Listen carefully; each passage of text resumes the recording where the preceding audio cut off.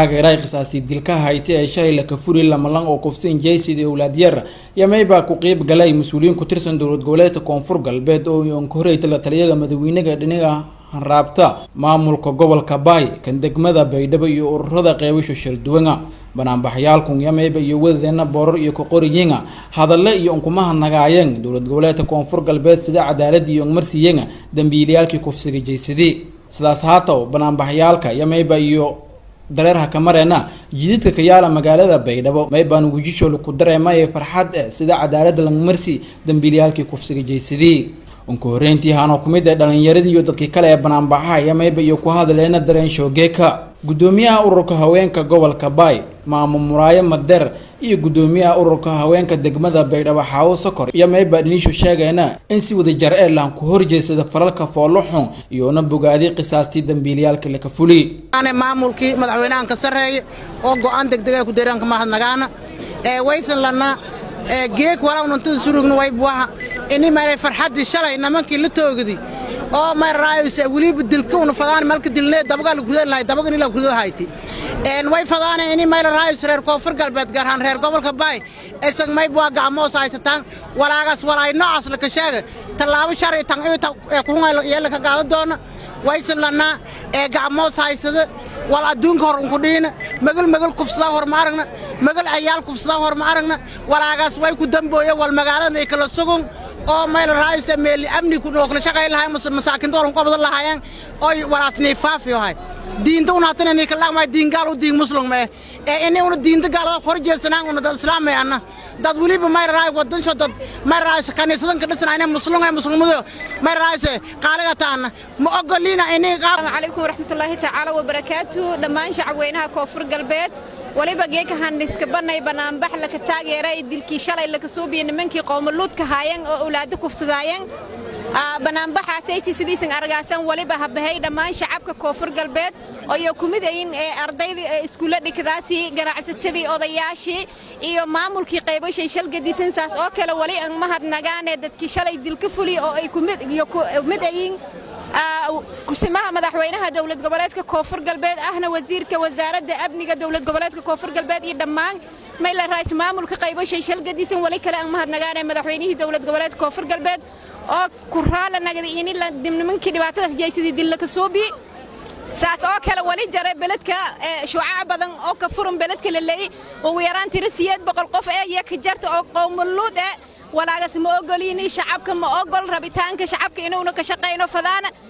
magal kufsado diintana ma qabta gabraba in la kufsado binaaw meel raayis in la kufsado meel raayis diinta in la kufsado aan banaayana dhamaan shacabka koonfur galbeed wali lan walbo dhibaato siin jeysada ha sheega lan walbo oo nagin dhibaatay ha sheega nimanka falkaas ka hahay oo fadaayan in dhibaato beledku ku soo biyaan wali codsadaan in beledka si degdeg ah oo ku bahan haddii ku bahawaayaan sidii nimankii shalay la weela doono hab ilaahay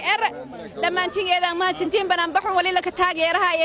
dhacdadii shalay ku dhiidi Baydhabo oo hay dilkii nimankii qowmuluudka Baydhabo la ka dili yalla ka taageerahay dhamaantigeeda ma tintiin salaamu calaykum waraxmatullaahi ta'ala wa barakaatuh gudoomiyaha degmada Baydhabo Xasan Macalin Axmed Biikol yamayba banaanbaxyaalku san sheegay in si wada jar ee la dagaala aan dhaqan xumada kuwada gudaha magaalada Baydhabo way mahadnaqay shacabka ka qayb galay xafladan Baydhabo banaanbaxa oo ka dhiidhiyahay in Baydhabo samahay humaanta iyo dhalarooga ku soo bixay dalka Soomaaliya ama koonfur galbeed gaar ahaan degmada Baydhabo oo humaanta dhaqaaqi oo abaal shooran la maray waajib shooran la maray dawladda waajib shoo maridi dawladda marka hore dawladda aan mahadnaqaan dawladda ha guulaysato koonfur galbeed ha guulaysato madaxweynaha koonfur galbeed ha guulaysto madaxweynaha koonfur ha guulaysto madaxda ha guulaysteen guulaysta marka saas daraadeed way fadaan meel raayis maxay lankasta oo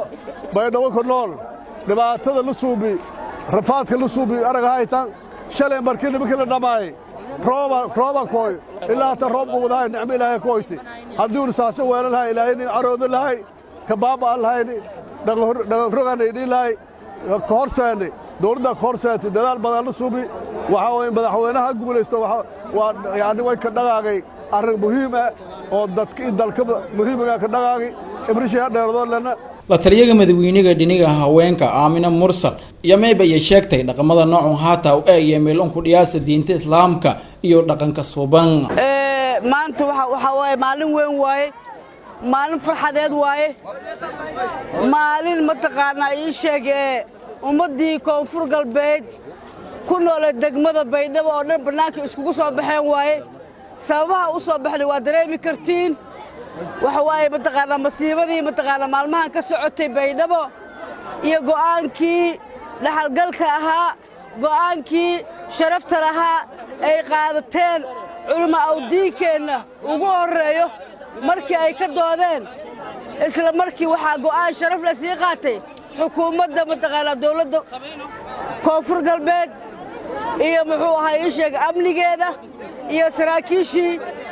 iyo muxuu ahaa labada mataqaana sheegay gudoomiye ee mataqaana degmada iyo gobolka Muraayo iyo Xaawo iyo anagoo dhan anoo ku hadlaya magacayga iyo magaca mataqaana xafidullaahi Cabdicasiis Xasan Maxamed Lafta Gareen maartay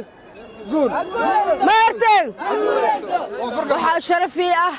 inuu go'aankii ay soo qaateen mataqaana odayaasha dhaqanka culimo awdiinka xukuumadda qolada amniga booliiska madaxweynaha markay u soo jeediyeen markii dhibaatooyinka halkaan ay ka dhaceen markii ilmihii dugsiga aadi waayeen markii iskuuladii laga reebay madaxweynaha Ilaahay noo xafidee go'aan degdeg ah ayuu qaatay wuu la fuliyay culimo awdiinka mataqaana waxay codsadeen isla markii waa la fuliyay waxaan rabaa inaan halkaan ka cadeeyo aniga waddankaana u dhashay koonfur galbeed waxa lagu yiqiin dhalinyaro sharaf leh dhalinyaro aan gabdhaha taa kufsiga iska dhaaf ragga aabba tahay waa dhalaysaa mataqaana maxaa ku kalafay wiil 9 jir ah in la kufsado wiilkii shanaad ayaa maraynaa waxa lagu yiqiin dhaqanka anaga ma kasayn wiilka koonfur galbeed waxa lagu yiqiinay isagoo 7 jir ah inuu mataqaana 8 jir ah inuu 114 kor u ka yaqaan waxa dhaqan anaga aan leenahay ma ahan waa nasiib darro waaye waxaan filayaa shalay wixii halkaan ka dhacay iyo mataqaana falkii quruxda badnaa ee lagu sameeyay labadii nin